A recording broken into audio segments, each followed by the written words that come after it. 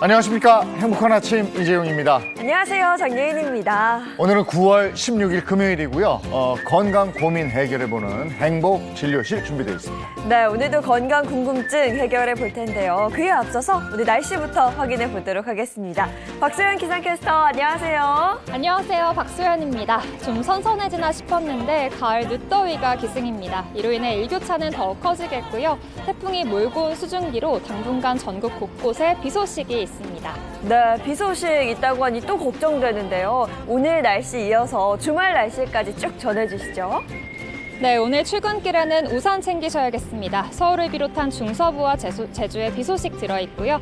남부지방에는 한때 소나기가 지나겠습니다. 전국에 바람도 강하게 불 텐데요. 날아갈 시설물은 없는지 안전사고에 유의하셔야겠습니다. 오늘 인천과 경기 서해안, 경기 북부에 최고 60mm 이상, 서울 등 수도권과 그 밖의 중서부, 또 제주에 5에서 40mm가 예상됩니다. 남부에는 한때 5mm 안팎의 소나기가 지나겠습니다. 이 시각 현재 기온 서울은 23.5도, 대전은 21.2도, 광주는 25도 가리키고 있습니다. 비가 내려도 서쪽의 늦더위는 계속될 텐데요. 서울은 한낮에 29도, 전주는 32도, 광주는 31도가 예상됩니다. 당분간 전국이 흐린 가운데 일본 규슈를 향해 북상 중인 태풍 남마돌의 간접 영향으로 토요일 밤에는 남해안에, 일요일과 월요일 사이에는 동쪽과 제주에 비 소식이 있습니다. 이 지역은 간접 영향권에 들 것으로 보여서 비바람에 대비하셔야겠고요. 기상정보 계속해서 잘 확인해 주셔야겠습니다. 하루에 여름과 가을이 공존하는 날씨가 이어지고 있습니다. 가을 태풍까지 연이어 발생하면서 변덕스러운 날씨에 지치실 텐데요. 다음 주 화요일부터는 기온이 내려가면서 좀 선선해지겠습니다. 지금까지 날씨 전해드렸습니다.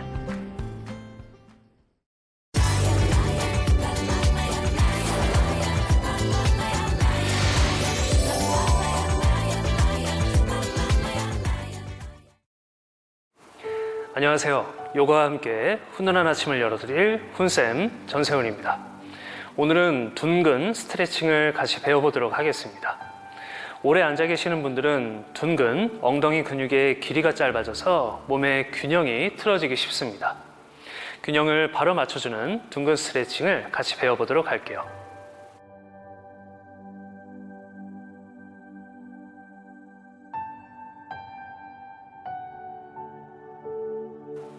자, 오른쪽 발을 들고 오른발의 바깥쪽 발날을 팔이 접히는 안쪽 부분에 끼워 넣습니다. 자, 반대로 오른쪽 팔이 접히는 부분에 이 무릎을 끼워서 잡는 겁니다. 양손은 깍지를 껴서 매듭을 만들어주고 이 정강이를 가슴 쪽으로 가까이 당겨주는 겁니다. 둔근을 길게 스트레칭하면서 깊게 호흡을 하시면 됩니다. 자, 두 손을 맞잡는 게 어려운 분들이 있을 겁니다. 그럴 때는 팔이 접히는 부분이 아닌 팔목에 해당되는 이 전환을 이용해서 발에 걸어 당겨주고 무릎 역시 전환에 걸어서 가슴 쪽으로 당겨줍니다. 자, 전환이 어려울 수도 있죠. 그럴 땐 손으로 무릎과 발날을 잡고 가슴 쪽으로 균등하게 잡아 당겨주는 겁니다. 자, 허리가 뒤로 동그랗게 말려 있을 경우엔 둔근, 엉덩이 근육 대신 허리 근육, 기립근만 늘어나게 되는 자세가 될 수 있습니다. 허리를 바로 세운 기준에서만 두 다리를 당겨주시길 바랄게요.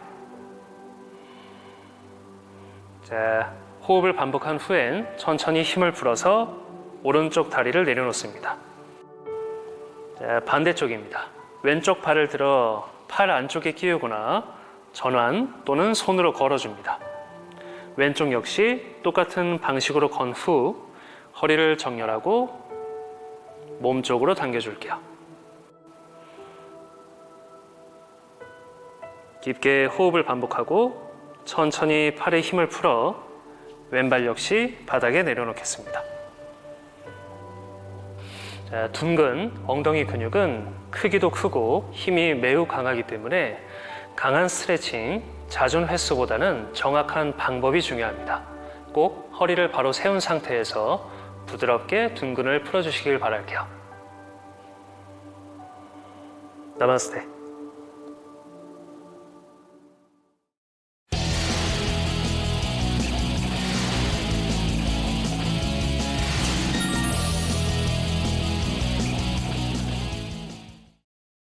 화제 이슈를 발빠르게 전해드리는 모닝 브리핑 순서입니다. 이고은 변호사와 함께합니다. 어서 오세요. 안녕하세요. 네, 첫 번째 이슈부터 전해주시죠. 네, 첫 번째 이슈는요. 뉴질랜드 가방 속 아이 시신 용의자 검거입니다. 뉴질랜드에서 발생한 이 가방 속 어린이 시신 사건의 용의자로 지목됐던 현지 여성이요. 울산에서 검거할 당시에 별다른 저항 없이 자신의 신원을 밝혔다라고 하는데요. 어제 경찰에 따르면 이 울산 중부경찰서는 울산에 있는 한 아파트에서 이제 해당 사건의 용의자인 40대 여성 A 씨를 붙잡았다라고 밝혔습니다. 이 A 씨는 2018년경 뉴질랜드 오클랜드에서 자신의 친자녀 2명을 살해한 혐의를 받고 있는데요. 이 사건은 올해 8월 11일 뉴질랜드 현지에서 창고 경매로 판매된 여행 가방 속에서 어린이 시신 2구가 발견되면서 수사에 착수하게 되었습니다. 네, 이 사건 굉장히 충격적이었는데요. 그런데 뉴질랜드에서 사건이 일어났는데 용의자는 한국에서 검거됐어요. 네, 그렇습니다. 이 용의자 A 씨는요, 2018년도쯤 이 뉴질랜드 오클랜드 지역에서 당시 7살, 10살이었던 자신의 친자녀 2명을 살해한 혐의를 받고 있는데요. A 씨는 범행 이후인 2018년 7월 한국으로 입국해서 도피 생활을 지속해 왔습니다. 그러다가 지난달 이 뉴질랜드의 주민이 창고 경매에서 구입한 여행 가방 속에서 어린이 2명의 시신이 나오면서 사건이 드러나게 됐고요. 현지 경찰은 죽은 아동들의 친모이자 한국에서 뉴질랜드로 이민을 와서 국적을 취득한 이 A 씨를 용의자로 보고 수사를 계속해서 벌여왔습니다. 이 뉴질랜드 경찰과의 공조로 용의자를 검거했다고 들었는데요. 검거하기까지 참 많은 사건들이 있었을 것 같아요. 네, 그렇습니다. 아무래도 한국 경찰과의 공조가 있었는데요. 이 A 씨가 범행 후에 한국으로 도피한 사실이 지난달 말 확인되면서 한국 수사기관도 이 A 씨를 잡고자 많이 노력을 했습니다. 경찰은 이 사건이 보도된 후에 A 씨와 용의자가 좀 비슷하다라는 첩보를 듣고 조사하던 중에 이 A 씨가 뉴질랜드에서 한국으로 넘어온 시기, 그리고 이 A 씨 관련한 가족 관련한 특이사항 등이 이 해당 용의자와 너무 유사하다라는 것을 확인하고 잠복 근무 끝에 검거하게 됐는데요. 이 A 씨는 한국 국적을 상실한 뒤에 뉴질랜드 국적을 취득한 한국계 뉴질랜드인으로 알려졌고요. 입국 후에는 서울 등지에서 생활하다가 올해 초 울산으로 내려가서 지인 집에 얹혀 살고 있는 상태에서 검거된 것으로 그렇게 알려졌습니다. 이 용의자가 두 아이의 엄마란 말이죠. 시신으로 발견된. 네. 그렇다면 두 아이의 아빠 그리고 그 가족들은 지금 상황이 어떤가? 연락이 닿습니까? 닿고 있지 않습니까? 이 A 씨와 남편이요. 원래는 서울 출신인데 뉴질랜드로 와서 결혼을 하게 됩니다. 그리고 나서 오클랜드에서 각각 2009년 또 2012년도에 아이들을 출산한 것으로 파악이 됐고요. 그런데 이 A 씨의 남편은 사실상 2018년도 말에 암으로 사망한 것으로 확인이 됐습니다. 그리고 아이들의 조부모는 오클랜드에 살고 있긴 하지만 현재 지금도 거주하고 있는지는 확인되지 않는 상황이고요.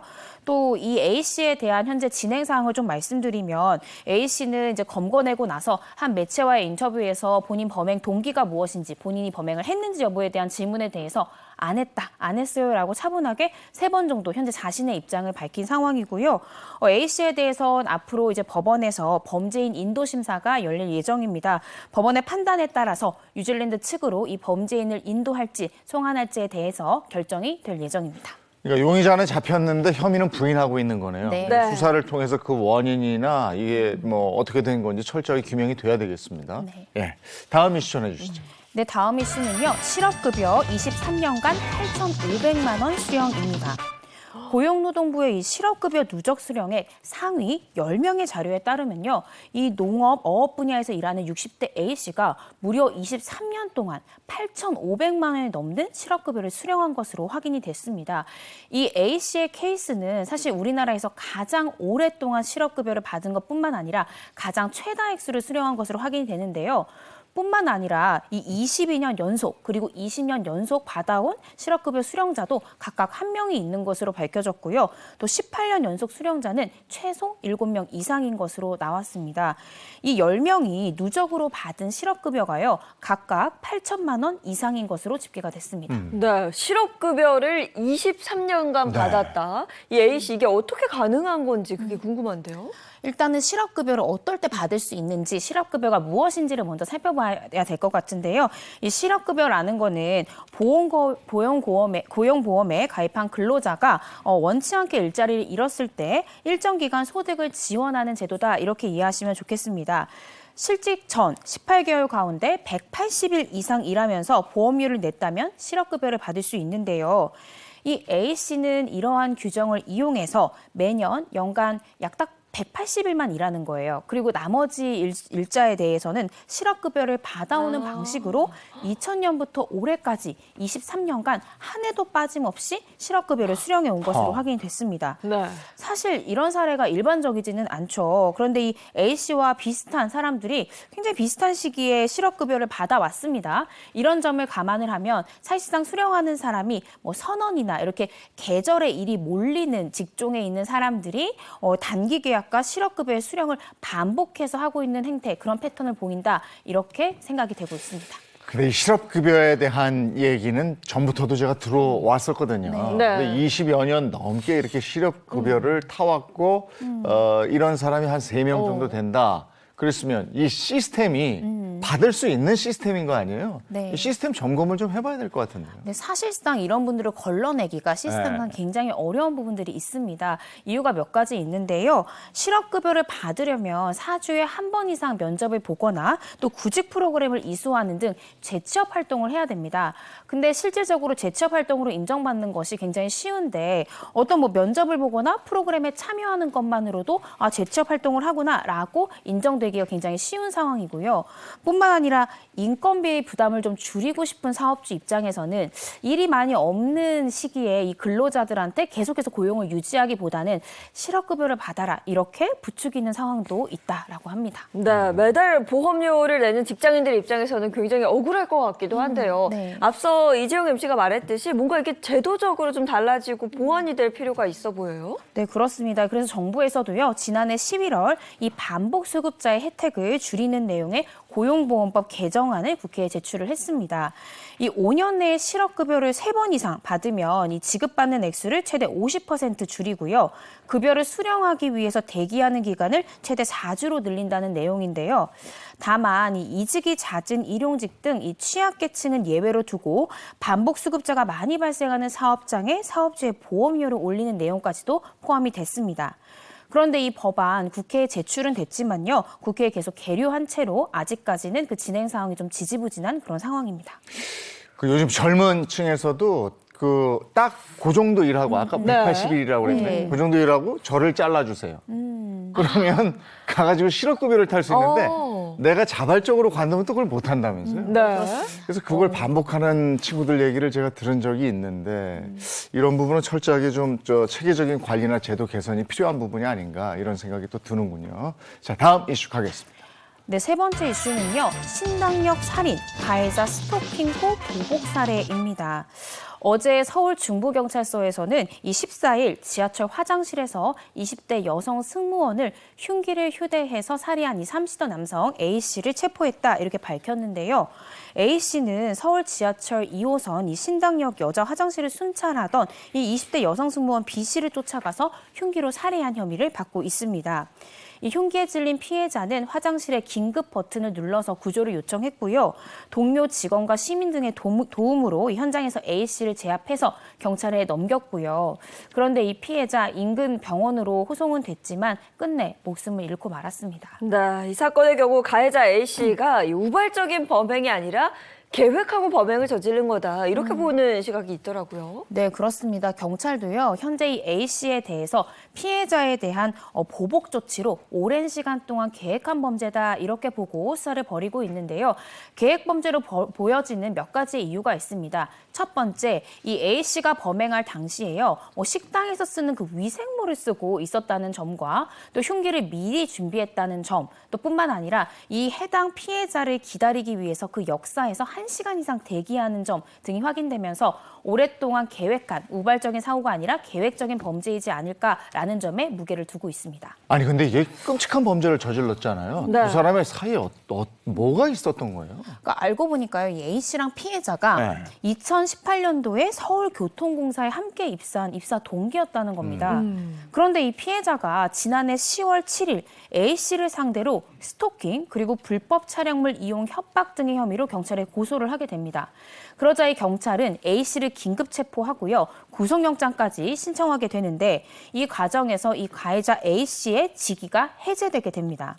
이 A 씨에 대한 혐의 모두 인정돼서요, 올해 2월과 7월 각각 재판으로 넘어갔고 두 사건을 병합한 사건 재판에 대한 선고기일이 어제 예정된 상태였습니다. 네. 그런데 이런 일이 반복될 때마다 가장 안타까운 게 이렇게 재판에 넘겨졌다면 피해자를 좀 보호했어야 되는 게 아닌가 이런 생각이 들거든요. 네, 그렇습니다. 이 해당 피해자는요, 사실 이 사건 고소 일어나고 나서 피해자 신변보호를 신청을 했습니다. 그리고 실제 경찰은 한 달 정도 피해자 신변보호 조치를 취했는데 이것도 상식적으로 알아두셔야 되지만 경찰은 한 달을 임시적으로 하고요, 본인이 원할 땐 연장으로 신청하지 않으시면 이게 자동으로 연장되는 것은 아닙니다. 그런데 이 사건 피해자 그 보호를 받고 있는 동안 어떤 특이 사항도 없었고 연장은 난 그렇게 특히 원하지 않는다라고 하면서 연장 신청을 하지 않았던 거죠. 그러던 중에 이러한 화를 입게 되었습니다.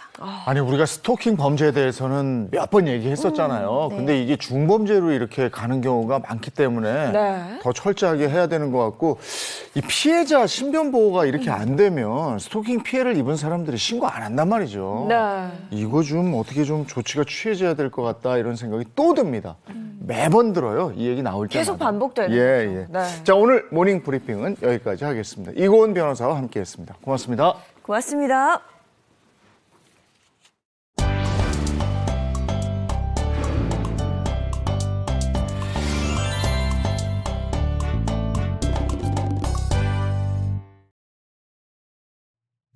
네, 9월 16일 금요일입니다. 행복진료실 문을 열겠습니다. 네, 본격적인 진료에 앞서서 행복진료실을 든든하게 지켜주는 우리 주치의 선생님들부터 소개해 드리도록 하겠습니다.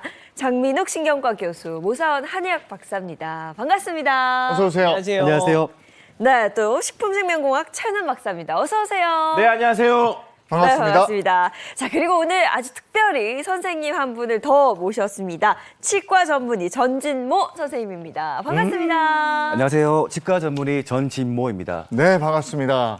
요즘에 이제 공기가 아침 저녁으로 좀 차가워졌잖아요. 그렇죠. 차가운 바람이 입에 들어오니까 이가 시린데 너무 차가워. 야, 아니 세상에 찬바람 불었다고 이렇게 관절이 시리다는 건 들어봤지만 내가 이실이라는 건 처음 들어보는데요. 아 근데 그게 실제로 저도 5학년 되고 나니까 네. 제가 충치 하나 없거든요. 네. 그랬는데 이가 좀 시리거나 또는 이게 염증 이런 거 생기는 거 좀 많더라고요. 그래서 관리가 필요하긴 합니다. 아, 좀 느끼지요? 네, 맞아요. 아니, 예전에는 진짜 네. 아이스 커피 이런 거 먹어도 괜찮았거든요. 네. 근데 요즘에는 찬 게 일단 들어가면 옛날에 얼음 씹던 이런 습관이 있어서 한번 씹어보면 아우, 이가 시려가지고 금방 후회하고 이래요. 그래요? 못 느끼죠, 그런 거? 저는 뭐 네. 이미 돌도 씹어먹을 나이기 때문에 얼음 씹는 것쯤이야 어렵지 않습니다. 근데 정말 실제로 이렇게 찬바람 불고 좀 서늘해지면 치주질환 겪으시는 분들이 많은 거예요? 사실 계절적인 영향을 받는다 이런 통계는 없습니다. 그런데 뭐 2월 말에서 4월 초까지 아니면 또 8월 말에서 10월 초까지를 우리가 보통 환절기라고 하잖아요. 이 환절기에 유독 이가 좀 시리다 이렇게 표현하시는 분들이 종종 있는데요. 아무래도 이 더웠던 여름철에 시원한 탄산음료, 뭐 좀 얼음 같은 걸 좀 네. 깨물어 먹는다든지 이런 습관들 때문에 환절기에 유독 이가 시린 것처럼 느껴지는 게 아닌가 싶습니다. 아, 여름에 시원한 거 차가운 거 먹었던 게 가을쯤 되면 악영향으로 나타나고 이러는군요. 그게 확실히 치아에 영향이 있는 모양이죠? 네, 그렇습니다. 실제로 한 자료에 따르면 6월과 8월 사이에 충치 치료 받는 환자의 수가 다른 달보다 약 13% 정도 높다는 통계가 있는데요. 일반적으로 치아에 금이 가거나 치아와 잇몸 사이 경계에 마모된 증상이 있으면 따뜻한 음식 먹을 때는 모르다가 여름철에 되고 나서 시원한 음식을 먹었을 때 갑자기 자각 증상이 일어나게 되는 거거든요. 네. 네, 더욱이 이제 환절기가 되면 면역력이 떨어지게 되잖아요. 네. 그로 인해서 우리 치아와 이제 잇몸에 악영향을 미치게 되는데 하루 이제 기온차가 아침 저녁으로 한 10도 이상 나게 되면은 그때부터는 우리 몸이 체온을 유지하기 위해서 모든 에너지를 피부, 근육, 자율신경 이쪽 신체 기관에다 과도하게 사용을 하게 됩니다. 그러다 보면 상대적으로 면역 세포에 사용되는 에너지 양이 줄어들게 되면서 면역력이 떨어지게 되고 그로 인해서는 치아 손상이라든가 잇몸 질환이 잘 생기게 됩니다. 환절기에는 보통 뭐 콧물이 조금 나고 기침 나고 이런 감기 쪽만 생각했는데 더 조심해야 될 부분이 바로 이 치아나 잇몸 건강이라고 합니다. 어떤 이야기를 나누게 될지 오늘 주제 궁금한데요. 첫 번째 힌트 보여주세요. 뭐야? 소? 아니 소? 소? 일단 소 보이고 그 다음에 보니까 뭐 호미? 호미도 있고. 네. 아니 소하고 호미하고 도대체 무슨 연관이 있는지 모르겠지만 네. 저 옛말에 저 두 가지가 들어가는 뭐 속담들이 있었던 것 같아요.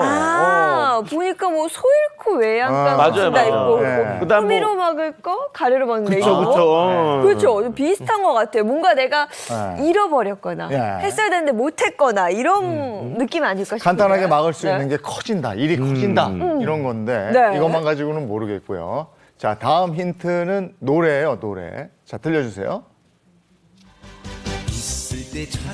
후회하지 말고. 우리 추측이 맞는 것 같죠? 그렇죠? 있을 때 잘해야 되는 거. 이게 흔들리지 말고. 그러니까. 아니, 이 노래가 이런 때 쓰이네. 야, 그러니까 우리가 이런 거 있잖아요. 치아 같은 경우에서 이렇게 네. 꽉 있을 때 모르다 이게 흔들리면 네. 우리가 그때부터 이제 문제가 좀 심각하구나라는 거 이제 인식하게 되는데 그런 거하고 연관이 있지 않을까 오. 이런 생각도 좀 해보네요. 네. 오늘 힌트는 우리 제작진이 고민 많이 했네. 에? 있을 때 자리에 흔들리지 말고라는 네. 가사가 있었구나. 자, 주제 주세요. 행복진료실 오늘의 주제는요. 방치하면 치아 잃는다. 예방 필수 치주 질환이라고 되어 있습니다. 예방을 꼭 해야 되는 치주 질환들이 네. 있는 거네요. 치주 질환을 방치하다 치아를 잃을 수가 있다. 이게 갑자기 걱정이 확 밀려와요. 그쵸. 찬바람 들어오는데 이가 시리는. 근데 사실 우리가 그냥 이가 뭐 살짝 시리다 정도로 내가 치아를 잃을 수도 있겠다 이런 생각까지는 안 해서 얼마나 아파야 이렇게 발치를 하고 치아를 잃을 수 있는 건가 궁금하기도 한데요. 먼저 치주 질환 이게 뭐 그냥 충치 있고 이런 거랑은 좀 다른 거예요? 어때요? 네, 두 가지는 확실히 달라요. 일단 둘 다 좀 진행이 된다고 그러면 시리긴 합니다. 충치일 때도. 근데 저는 한자로 좀 풀어서 얘기를 해볼게요. 충치의 충자는 우리 벌레 충자를 써가지고 마치 이빨이 이제 벌레, 세균이 자꾸 이빨을 파먹는 치아 우식증입니다. 그렇게 되면서 신경까지 파먹게 되면은 우리가 통증을 느끼게 되는 거고 우리 치주 질환 흔히 이제 좀 바람이 들어와도 시리다 말씀하시는 건 풍치라고 해서 바람 풍자를 써서 바람에 좀 이렇게 바람 불면 시리듯이 이가 시리다라고 해서 두 질환은 완전히 다른 질환이고요. 이 풍치는 잇몸, 그리고 치아와 잇몸 그 사이에 치태나 치석이 끼는 그 세균으로 인해서 발생되는 만성 질환을 의미합니다. 아니 지금 얼핏 들으니까 만성 질환 이런 얘기를 하셨는데 만성 질환 하면 우리가 일반적으로 쓰리고 고혈압이나 고혈당 이런 거 뭐 얘기를 하는 거는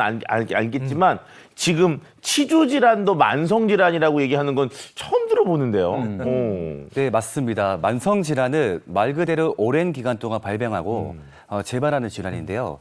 한국인의 대표 만성 질환 5가지를 드리겠습니다. 당뇨병, 고혈압, 그리고 천식, 만세 폐쇄성 질환, 그리고 치매 등을 들 수 있는데요. 자, 유전적인 요인 못지않게 개인의 생활 습관이나 환경적인 요인에 따라서 크게 영향을 미치기도 합니다. 그래서 잇몸 관리를 평소에 어떻게 했냐에 따라서 큰 영향을 받을 수 있는 치주 질환 또한 만성 질환으로 접근해서 철저한 예방이 필요해 보입니다. 게다가 치주 질환을 방치했을 경우에 전신 질환으로 이어질 수 있다는 여러 가지 연구 결과들이 있는데요. 예를 들자면 만성적인 치주 질환을 앓고 있는 분들이 당뇨병, 또 당뇨 합병증이나 각종 심뇌혈관 질환을 앓을 수 있는 확률이 적게는 14%에서 많게는 700%까지 높아진다는 연구 결과도 있습니다.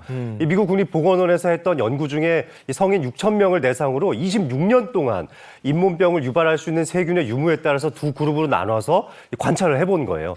이분들이 평균 연령이 65세가 됐을 때 이 치주 질환이 어떤 질병에 영향을 미쳤는지 봤는데 글쎄 치매를 유발할 가능성도 22% 더 높은 것으로 나타났습니다. 근데 다른 건 제가 알겠는데 치매랑 잇몸 이게 뭐 연관이 되어 있는 거예요? 네, 연관이 있습니다. 그 원인은 이제 잇몸병 세균과 독소가 뇌세포의 면역력을 떨어뜨리고 뇌신경 세포를 억제했기 때문인데요. 우리 세브란스 병원에서 했던 연구에 따르면 한국인 71만 명을 이제 고령, 흡연 등 우리 다른 암 위험 요인을 비슷하게 맞춰놓고 잇몸병의 유무를 가지고 10년 동안 관찰해 봤더니 잇몸병이 있는 그룹은 암 발병률이 13%나 더 높았다고 합니다. 이는 구강에 발생하는 염증에 의한 염증 매개 물질이 혈액을 타고 이제 순환을 하면서 암을 일으키는 여러 장기에 이제 영향을 미쳤기 때문이다라고 설명을 할 수가 있겠습니다.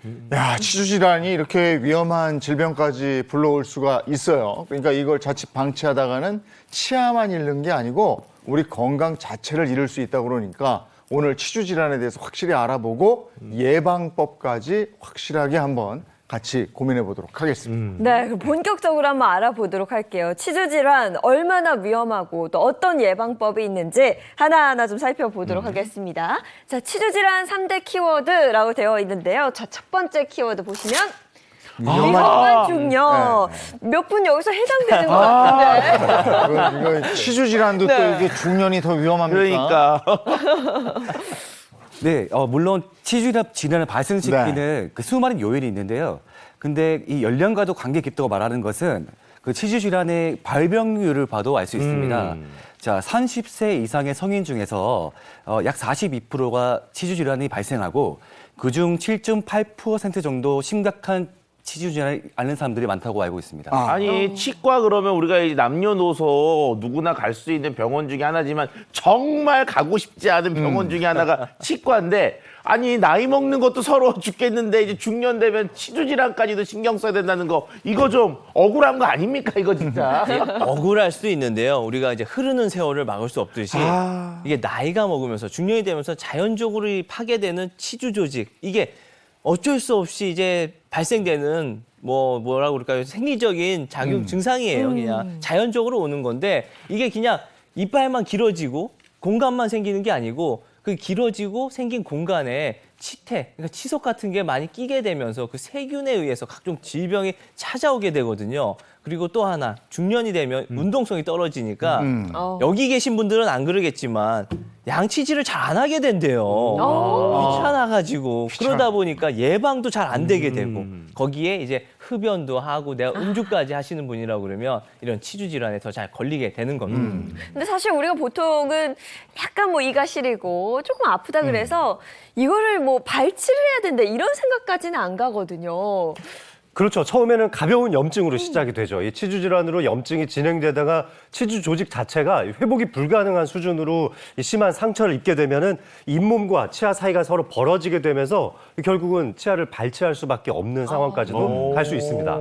어릴 때와 충치 때문에 치아를 발치하는 경우가 많지만 이 40대 이후에서는 바로 이 치주 질환 때문에 발치를 하게 되는 경우가 95% 이상이라고 하니까 확실히 중년에서는 주시가 필요한 것 같습니다. 그냥 나이가 들면 다 기능이 쇠퇴되니까 말이죠. 그래서 그 젊었을 때는 어디가 아프거나 고장이 나면 원인이 있어요.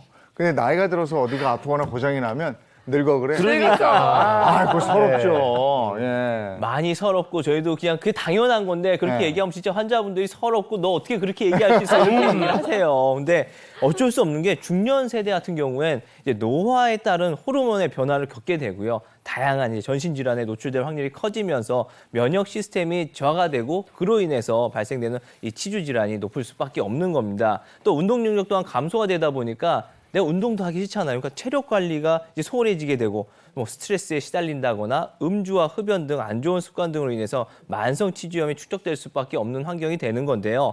그래서 중년에 접어들수록 평소 치아나 잇몸 건강에 대한 예방을 적극적으로 해주셔야지만이 지금 있는 치아 안 잃고 평생 가지고 갈 수 있는 거예요. 네. 아니 그러면 나에게 좀 어떤 증상이 나타나야 내가 치주 질환인가 이렇게 의심해 볼 수 있는 거예요? 네, 치주 질환의 대표적인 증상들은요. 자, 잇몸이 붓고 아프거나 가렵다. 양치할 때 피가 난다. 치아 사이에 노란 부착물이 보인다. 치아가 시리거나 흔들린다. 딱딱하거나 질긴 음식 저작 시 둔통을 느낀다. 구취가 나고 텁텁한 느낌이 든다. 이런 증상들이 있다고 그러면 치주 질환을 한번 의심을 해볼 필요가 있겠습니다. 네, 알겠습니다. 그러면 이어서 다음 키워드도 한번 확인해 보도록 하겠습니다. 치주 질환 3대 키워드. 두 번째 키워드는 참다 참다. 그렇죠. 노래도 있잖아요. 참다가 더 이상 아프면 이제 그때 병원 가잖아요. 왜냐하면 중년되고 나니까 여기저기 아프다 보니까 조금만 아파도 병원을 가면 너무 자주 가게 되거든요. 그런데 우리 어머님들 보면은 진짜 참다 네. 병원을 가시니까 아들 입장에서 보면은 조금 속상할 때가 있기도 해요. 네. 네, 실제로 치과를 찾는 중년 세대 경우에 그 치아 상태를 살펴봤을 때 이 정도면 일상생활이 매우 불편했겠다 싶을 정도로 이 통증이 유발됨이 불구하고 병원을 매우 늦게 찾는 분들이 계십니다. 자, 실제 환자분의 사진을 보도록 하겠습니다. 자, 오른쪽 사진의 경우에는 심한 치주 질환으로 잇몸뼈가 많이 소실된 분들인데요. 자, 비슷한 연령에 건강한 치주 상태를 가지고 있는 30대와 비교했을 때 확연한 차이가 보이시죠? 네. 이분처럼 잇몸뼈가 많이 소실되면 쉽게 비교해서 땅에 폭탄을 맞았다라고 표현을 할 수 있겠는데요. 이 건물을 지을 땅이 없기 때문에 저희가 땅을 만든다, 이제 잇몸뼈를 만들고 나서 이제 임플란트를 하게 됩니다. 그래서 방법도 굉장히 복잡해지고 그리고 치료 기간과 그리고 노력도, 비용도 더 많이 들게 되는 것이죠. 그게 이제 아파서 참고 못 가는 것도 하나 있고요. 가면 돈이 많이 드니까 맞아. 돈 때문에 못 가는 경우도 많은데 이게 그렇습니다. 처음에 가면 경찰로 막을 걸 참다 가면 네. 여기 중형 외제차가 너무 이렇게 확 와닿네요. 돈 때문에 참고 안 돼. 근데 치주 질환이 악화되는 이게 원인이 있을까요? 어떤 경로로 이렇게 악화되는 거예요? 치주 질환을 알아보신 분들은 아마 대부분 설명도 들어보시고 알겠지만 처음부터 급하게 확 찾아오진 않습니다. 우리 맹장염 걸리면 엄청나게 열이 나고 복통이 시달리잖아요. 그래서 병이 왔구나. 바로 그 순간을 기점으로 알게 되는데 사실 치주 질환은 서서히 시작되고 있습니다. 그 뿌리부터 서서히 망가지기 시작하는데요. 이 초기 치주염이 있을 때에는 대부분 통증이 나타나지가 않습니다. 그래서 중기 이후에 치주염으로 진행되고 나서야 아프구나. 그리고 치과에 가서 치주 질환에 걸렸다는 걸 설명을 듣고 나서 많이 망가지고 있다는 걸 알게 되죠. 이 조금만 더 진행이 되다 보면 나중에 굉장히 많은 치아를 동시다발적으로 발치를 해야 되는 수준까지도 갈 수가 있습니다. 뭐 예를 들면 우리가 얼음판 위에 서 있다가 얼음이 점점 얇아지고 있는데 어느 순간 딱 깨져서 빠져봐야 그동안 얼음이 얇아지고 있었구나라는 걸 아는 것처럼 네. 치주 질환은 우리가 침묵의 질병이라고 부르기도 합니다. 그래서 미리미리 점검을 좀 받아보시는 게 중요하죠. 네. 아니, 근데 아까 초반에 환절기 돼가지고 찬바람 부니까 이도 시리다 이런 얘기 좀 우스갯소리처럼 하셨는데 이 시리다는 거는 제가 봤을 때 뭐 느낌 뭐 이런 거 아닌가? 그리고 조금 지나면 좀 긍정적으로 바뀌기도 하고 근데 이런 것들 있다고 치주 질환이 있으니까 병원 가야 된다고 생각해도 되는 건가요, 이거? 네, 임상에서 이가 시릴 경우에는 대부분 치경부 마모증이 원인인 경우가 많습니다. 자, 이는 그 신경과 교통하는 치아 내부층이 노출됨에 따라 시린 증상이 발생하는 것입니다. 이 평소에 이가 시리거나 찬물을 맞았을 때 찌릿하다, 통증을 느꼈다면은 대부분 이에 해당되게 됩니다. 자, 화면과 같이 치아의 목 부위가 이제 파여 있기 때문에 나타난 증상이라고 할 수 있겠습니다. 네, 사진 보니까 진짜 잇몸이 훤히 드러나는 듯한 그래서 더 아플 수 있다는 거고요. 우리가 그냥 단순히 치아가 아프면 내 치아가 문제인가 보다 이렇게 생각하는데 사실은 잇몸과도 연관이 많이 되어 있는 거죠. 그러니까 나이가 들면 내 이가 길어졌어. 근데 그게 이가 길어진 게 아니고 잇몸 안에 안에 있던 게 이게 잇몸이 파이면서 나온 거거든요. 드러난 거죠. 이 치경부 마모증 이거 치료는 어떻게 해야 됩니까? 치경부 마모증에 대해 치료 방법은 매우 다양한데요. 이는 증상과 이제 범위에 따라 다르게 됩니다. 간단한 저희 그 본딩 같은 처치로 네. 이제 호전 가능할 수도 있고요. 그걸로 호전되지 않는다면은 치과형 재료로 메울 수도 있는 겁니다. 네. 하지만 일상생활이 불편하다.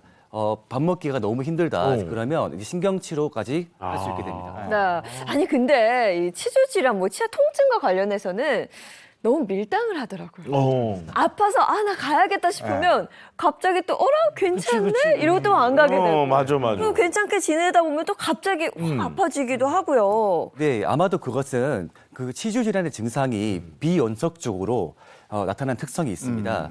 자, 잇몸이 붓고 아프다가도 갑자기 이제 면역이 좋아지면은 증상이 좋아지는 상황이 반복되고 괜찮아져요. 갑자기 또 이제 급성 증상으로 바뀌기도 하고 하게 됩니다. 자, 이러한 증상이 계속해서 반복되면서 잇몸의 조직과 그다음에 잇몸 뼈들은 계속해서 손상을 입고 있습니다. 결국은 이제 회복할 수 없는 상황까지 오게 되거든요. 그렇게 되는 경우 이제 치아를 이제 발치해야 되는 경우가 발생하게 됩니다. 아니 근데 주위에서 충치 치료 받는 분들은 어렸을 때부터 많이 봤는데 이 치주 질환 이것도 발병률이 높은가요? 굉장히 높습니다. 2020년 통계에 따르면 1,600만 명이 넘는 환자들이 한 해 동안 진료를 받기도 했었습니다. 그 정도로 아주 흔한 질병인데 국민 4명 중 3명 정도는 평생에 걸쳐서 치주염을 한 번쯤을 알아본다. 이렇게 말할 수도 있는 거죠.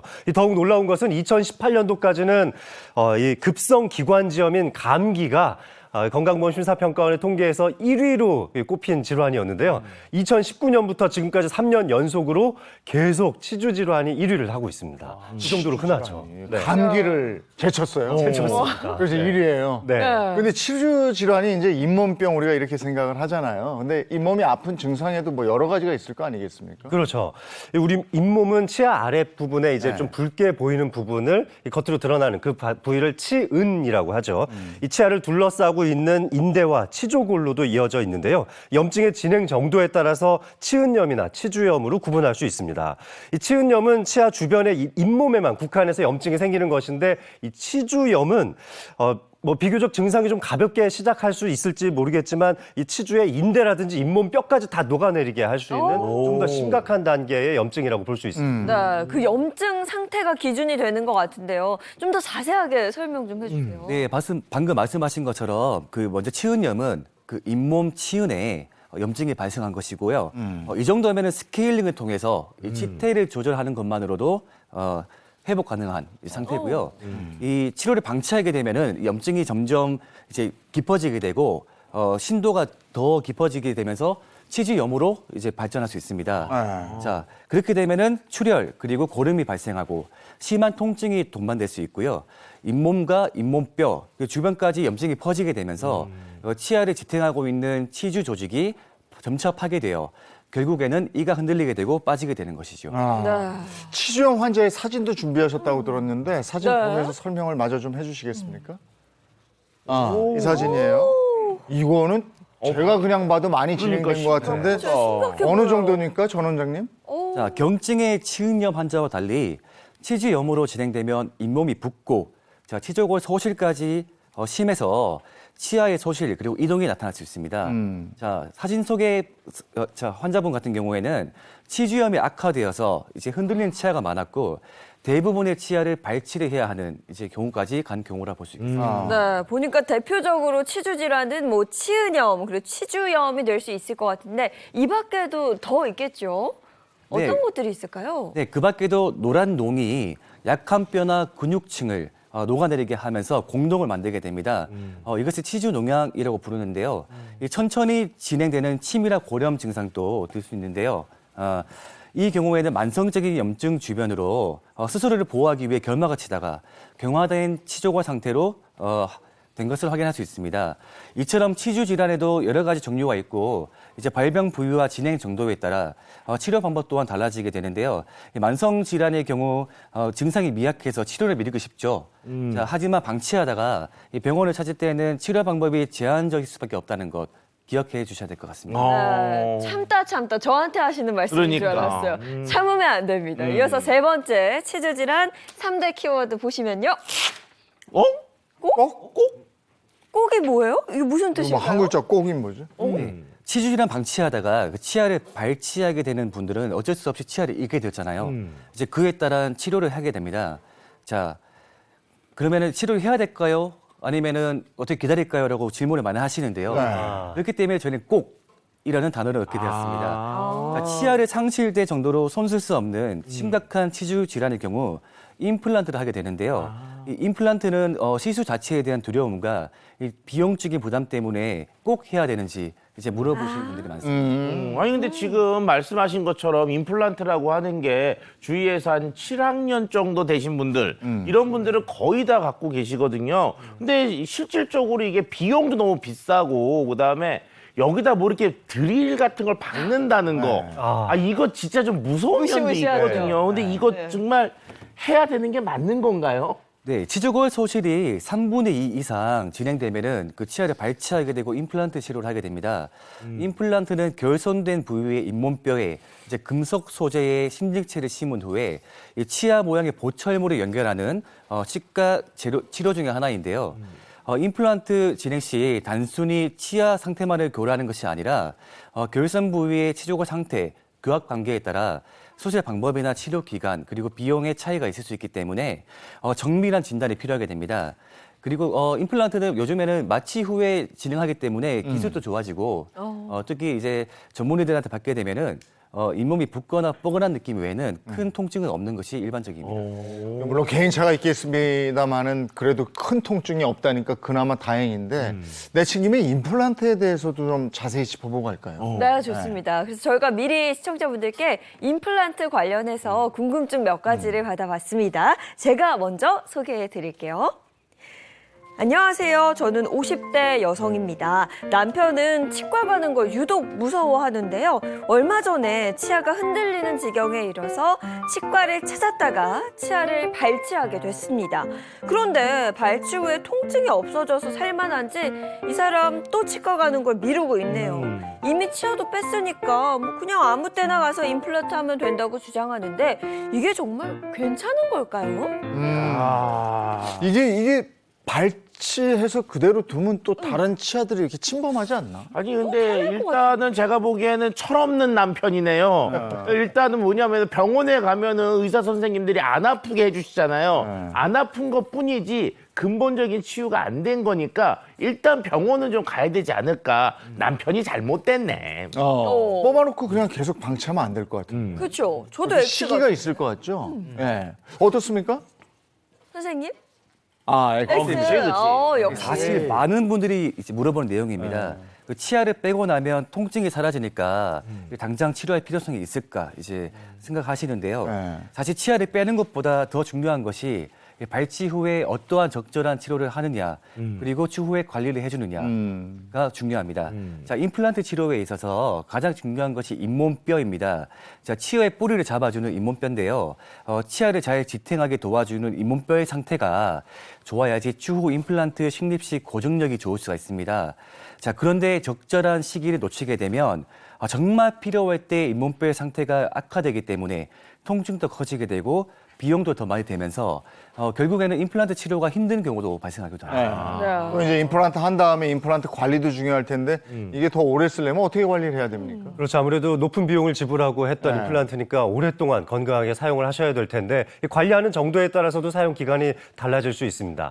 정기적으로 검진을 가서 받아보시는 건 당연히 필요한 것이고 뭐 음식 드신 이후에 양치질 꼼꼼하게 하는 것도 너무 중요한 일이죠. 근데 조금 더 강조드리고 싶은 건 치실이나 치간 칫솔 사용을 좀 더 적극적으로 하셨으면 좋겠습니다. 네. 뿐만 아니라 너무 질긴 음식, 너무 딱딱한 음식들은 좀 피해 주시고 음주 즐기시는 분들 그 음주 후에도 꼭 양치질 해주셔야 하고요.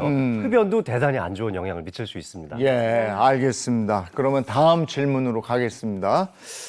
저는 60대 남성입니다. 임플란트를 여러 개 해야 될 것 같은데 치료 과정도 길고 비용도 부담스러워지네요. 요즘은 임플란트를 많이 하는 것 같아 고민인데 틀니와는 어떤 차이가 있는 건가요? 네.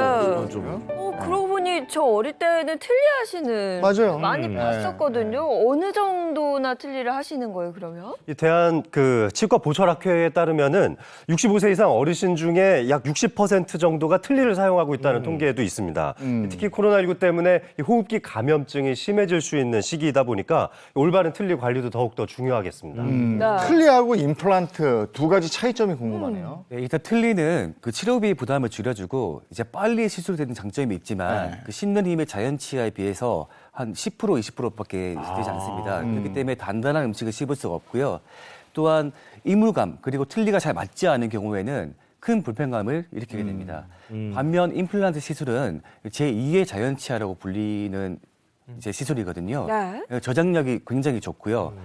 하지만 상대적으로 비용이 부담되고 이제 시간이 좀 이제 오래 걸린다는 그런 단점이 있습니다. 생각해 보니까 옛날 임플란트라는 게 저희가 알지 못했을 때 어르신들 보면은 거의 대부분 다 틀니를 끼셨거든요. 그러면 그때 이 할머니들 할아버지들 얘기하신 거 보면은 아유, 그러니까 잇몸 아파서 못 끼겠다 그러면서 이렇게 빼시는 분들이 있었는데 진짜 어떻게 보면은 이 잇몸 위에다가 이 치아를 얹어 놓은 거니까 참 아팠겠구나라는 생각이 좀 들기도 해요. 네. 맞습니다. 그 틀니 자체도 딱딱한 거니까 그게 입 안에 들어와서 내가 뭔가 씹어야 되니까 계속 자극을 하게 되잖아요. 그로 인해서 이제 겪는 이물감이나 또 잇몸 눌림으로 생기는 통증이 많다고 합니다. 또 이제 노령이면 면역력도 떨어졌는데 가끔 이제 틀니를 안 빼고 주무신다거나 너무 많이 사용을 하게 되다 보면 의치성 구내염이라고 입 안에 염증이 자주 생기게 되고요. 그 염증으로 인해서 그게 면역력 떨어졌는데 안쪽으로 들어오게 되면 그걸로 인한 흡입성 폐렴까지도 많이 걸리게 된다고 합니다. 그렇다면 틀니도 관리를 잘해야 될 텐데 올바른 관리법은 어떤 게 있습니까? 네, 틀니는 세균이 많기 때문에 틀니를 만질 때마다 비누나 이제 흐르는 물로 손을 잘 씻어주는 것도 중요합니다.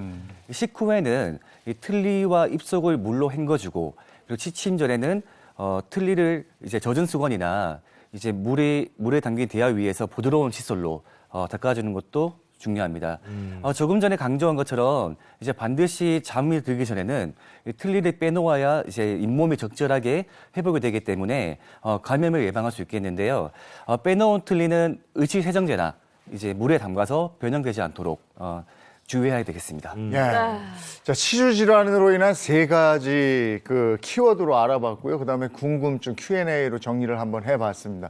이번엔 치주 질환으로 고민이 많은 그리고 실제로 좀 여러 가지 어려움을 겪고 있다는 분인데요. 만나면 아마 여러분들도 반가워하실 분일 겁니다. 화면 보시죠. 청명한 가을날 행복한 아침을 찾은 오늘의 주인공은 과연 누구일까요?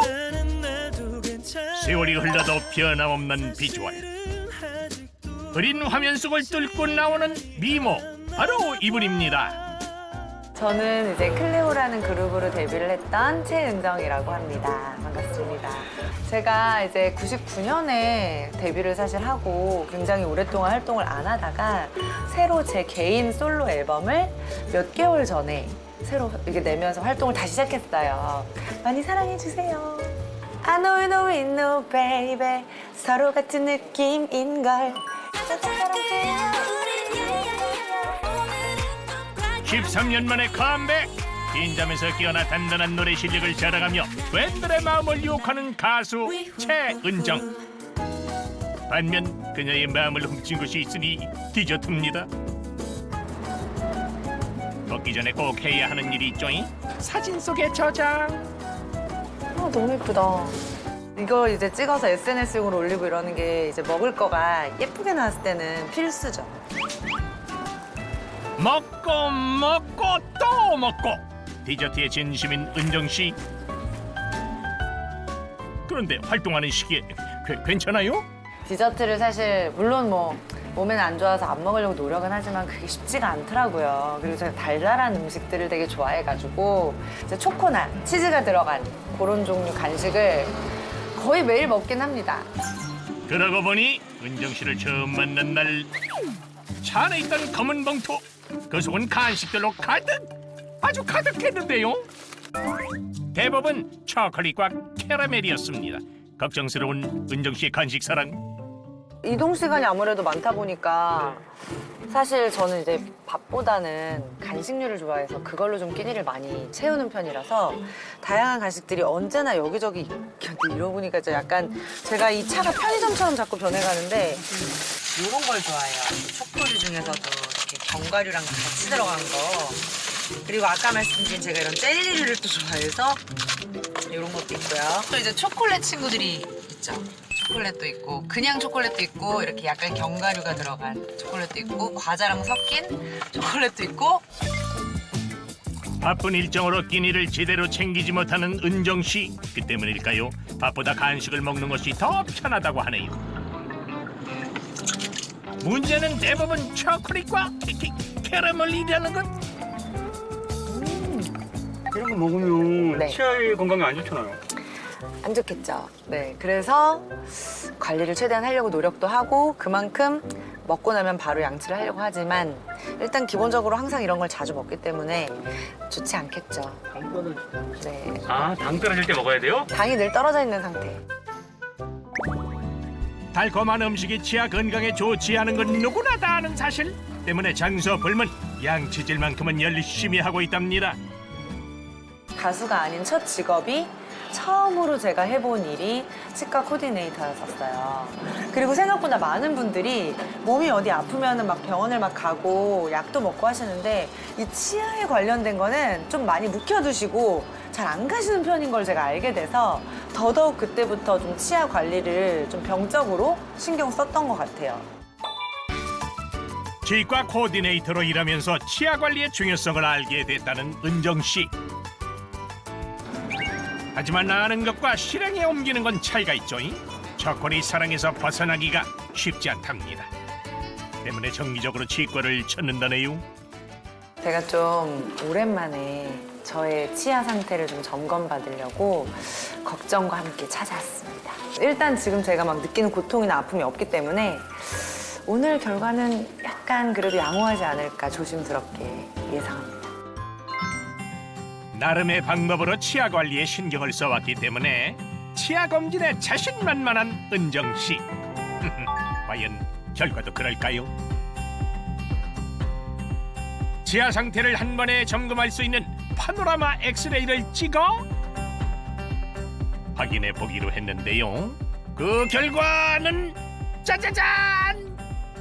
우리가 일반적으로 눈으로 보면 겉밖에 못 보잖아요. 네. 저희가 이제 투시력이 없다 보니까 네. 이 안쪽에서 어떤 일이 일어나고 있는지를 보는 거예요. 제 구체적으로 어떤 상태가 어떤지 알고 싶어요. 치아하고 치아 상태는 매우 괜찮고요. 그래요? 네, 잇몸 상태도 뭐 동년배에 비해 가지고 굉장히 건강한 상태. 동년배 안 비하면 안 괜찮아요. 이게 어쩔 수 없이 그 치아 주변 조직은 네. 항상 세균에 네. 우리가 취약하기 때문에 양치를 잘하고 스케일링을 잘하고 하면 이제 나이에 따른 그런 노화 정도 풍치는 보이긴 한데 진짜요? 딱히 그렇게 뭐 병적으로 뭔가 좋지 않다는 걸 보이지 않고 있습니다.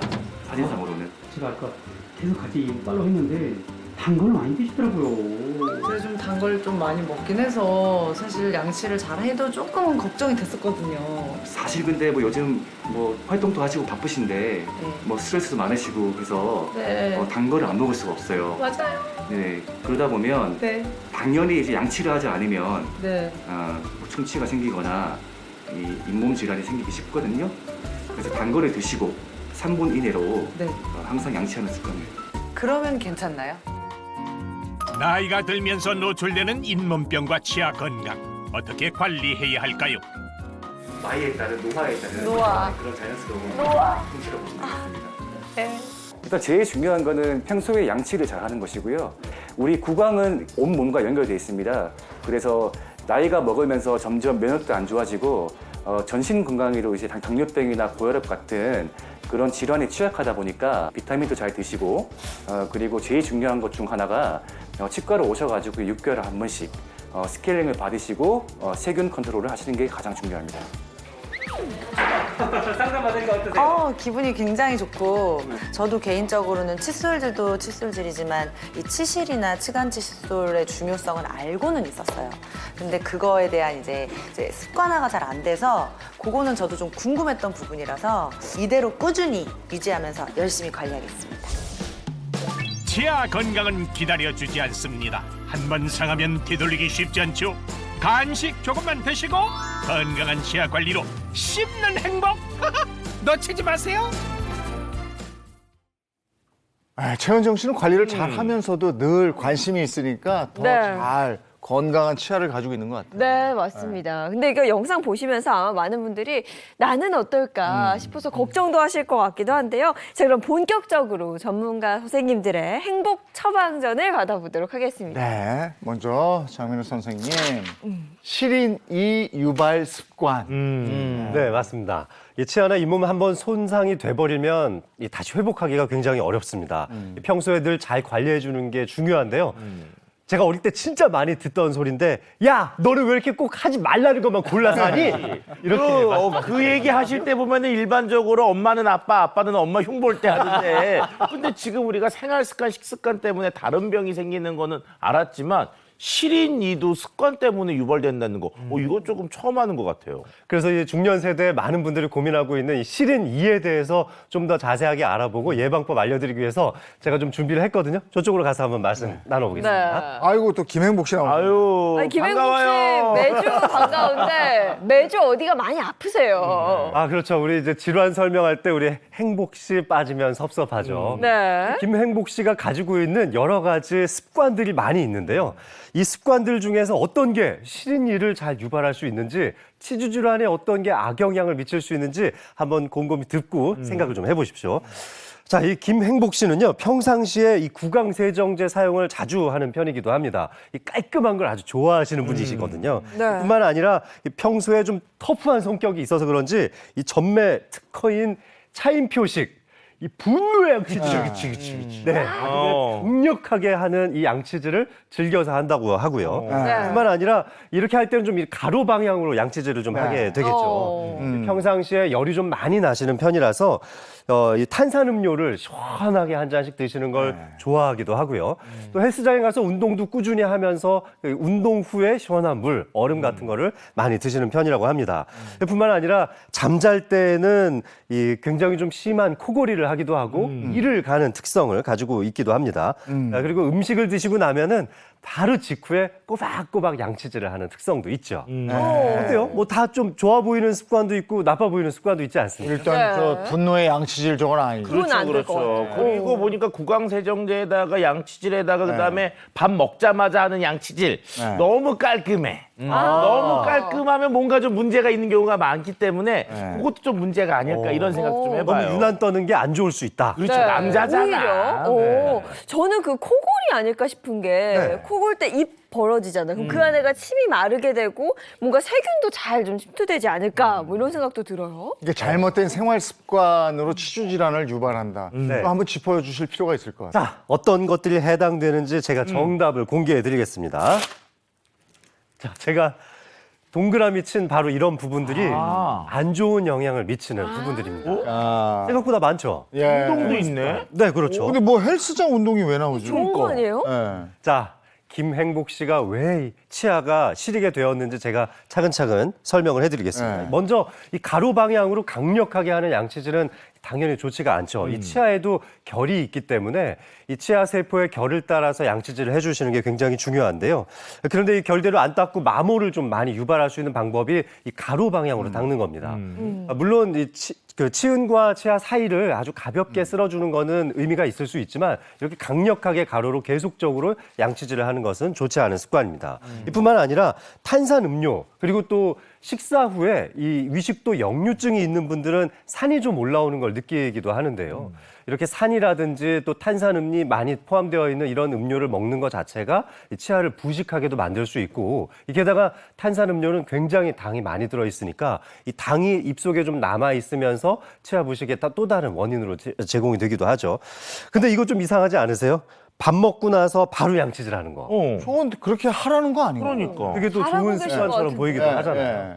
그런데 그 영국에 있는 이 치과 전문 박사께서 얘기했던 바에 따르면은 우리가 음식을 먹고 나면은 음식의 영양소들이라든지 또 당 성분들이 입에 조금씩 남아 있고 묻어 있게 되는데 그때 곧바로 양치질을 하게 되면은 오히려 양치질에 의해서 주변으로 더 많이 퍼져나갈 가능성이 있다고 합니다. 네, 그래서 그렇군요. 음식을 드시고 나면은 꼭 물로 한 번씩 좀 헹궈주고 어느 정도 입이 좀 청결해진 다음에 양치질을 하는 게 좋기도 합니다. 네. 선생님, 근데 저는 계속 의아한 게 네. 헬스는 그러니까. 하면 좋은 거잖아요. 운동하라고 계속 얘기하는데. 네. 해주셔야 될 것 같아요. 근데 이 김행복 씨 건강을 위해서는 헬스를 하는 게 좋죠. 그런데 헬스할 때 특히 이 웨이트가 많이 함유되어 있는 그런 웨이트 베어링을 많이 하다 보면 입을 꽉 깨물게 되는 거죠.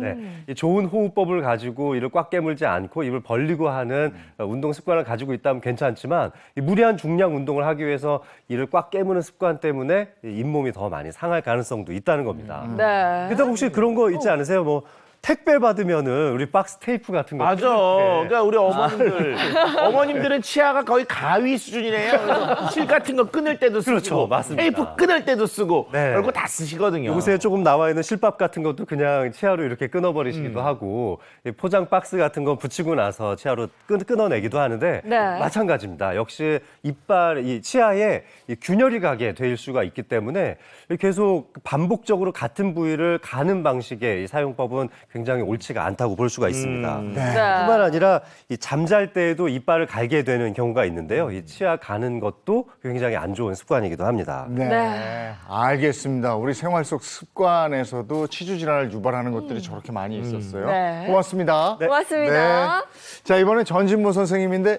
이 궁금증부터 이거 언제적 사진입니까? 야, 누구셔? 이게 의대 다닐 때 사진 아니에요? 네, 학생 때입니다. 야. 자, 맞춤 양치법 이루어졌어요. 맞춤 양치법? 그 정석대로 하면 되는 거 아닙니까? 네, 많이들 알고 계신 보편적인 양치법은 아마도 그 칫솔을 회전시켜가지고 이제 닦는 회전법이겠죠. 근데 물론 치아가 건강한 경우라면은 이 방법만으로 충분했을 겁니다.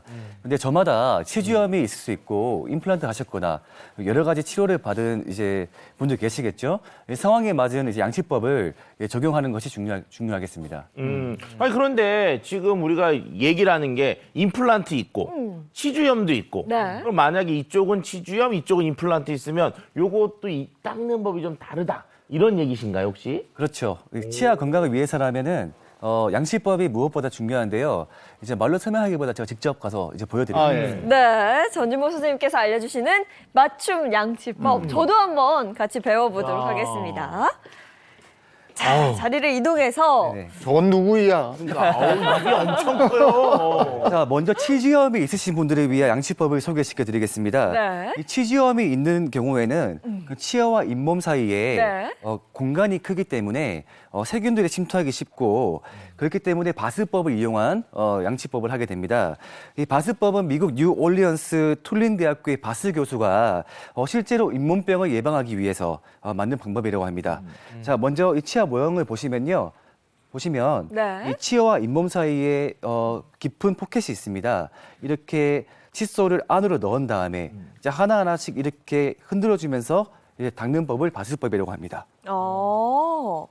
그냥 이렇게 우리가 보통 치카치카 양치하는 그게 아니라 그러니까. 치아와 잇몸 사이를 정확하게 이렇게 해야 되는 거네요. 네, 치아와 잇몸 사이에 이제 깊어진 낭을 오. 이렇게 칫솔 넣은 다음에 네. 이렇게 흔들어주면서 이 치은 열구를 이렇게 청소해주는 방법이라고 보시면 되겠습니다. 네. 모든 치아를 이렇게 다 어느 정도나 하면 도움이 되는 거예요, 선생님?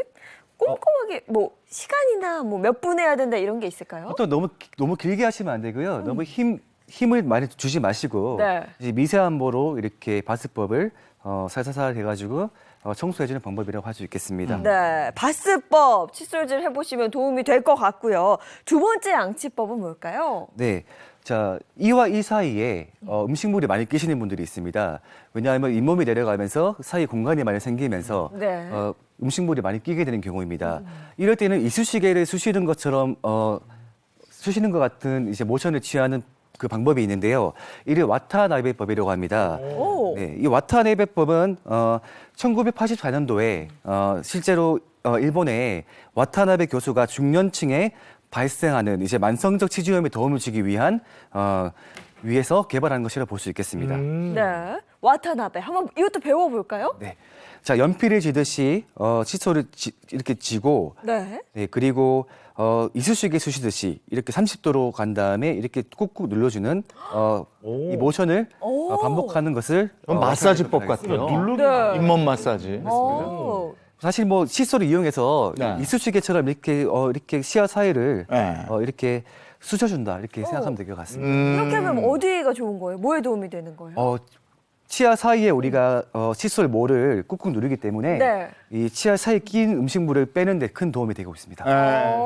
이게 그러면 지금 아마 우리 어린 아이들을 돌보는 할머니 할아버지들 이 방송 보시는 분들도 계실 거예요.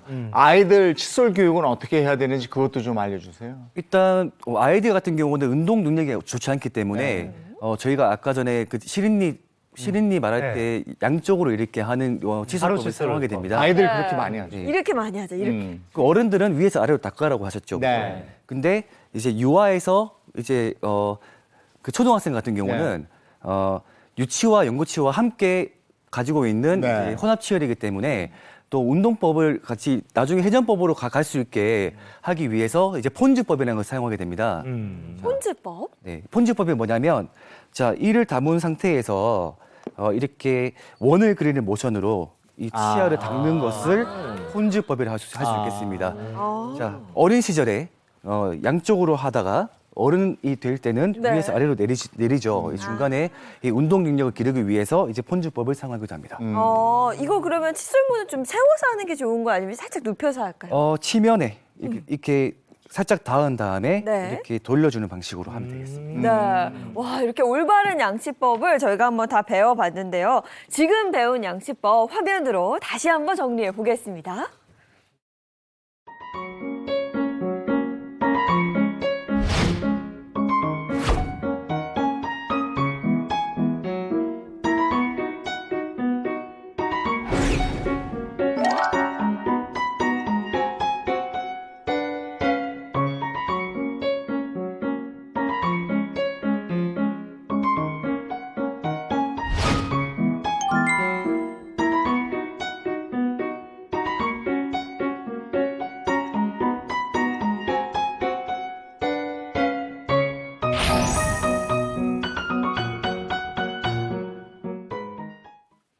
이 양치 잘하고 나면 개운하긴 하잖아요. 네. 기분 좋죠. 편하고요. 자, 이번에 모사원 선생님.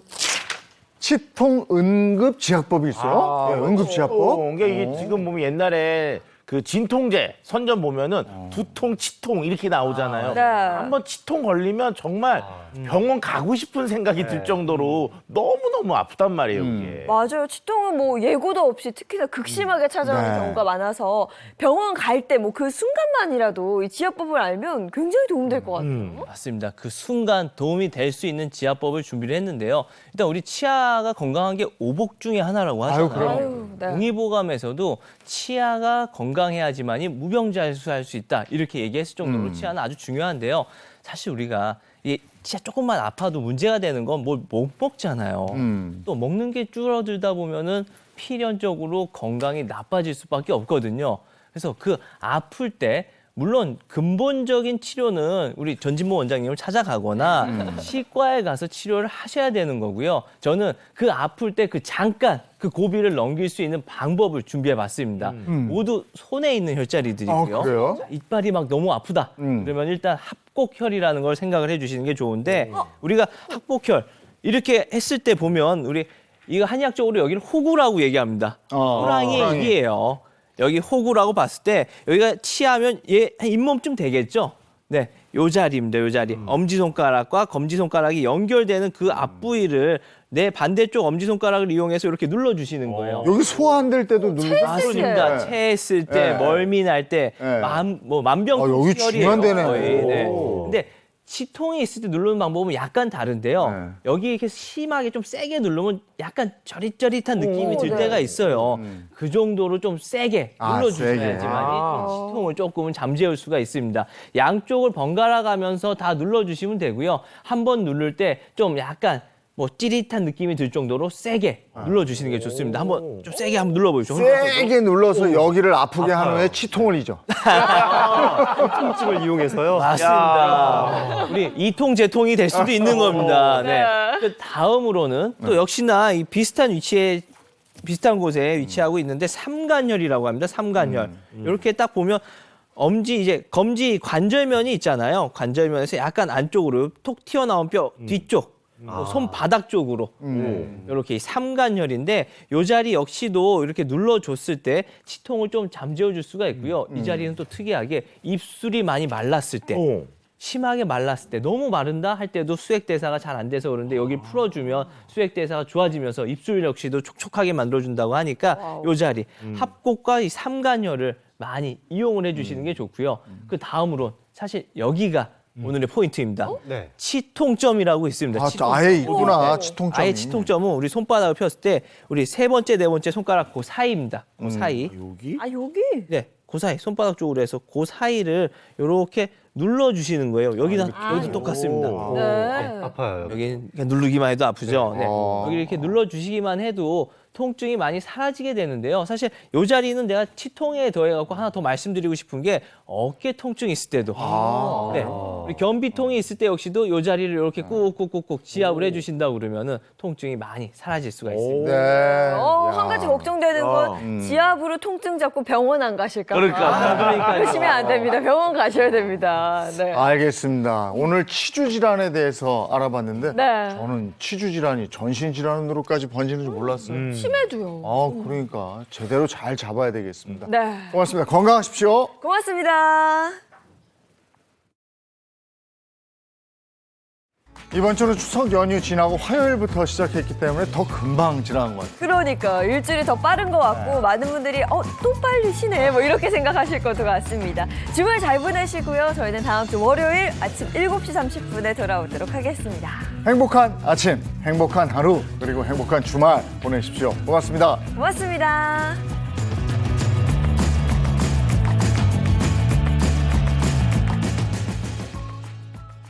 채널 A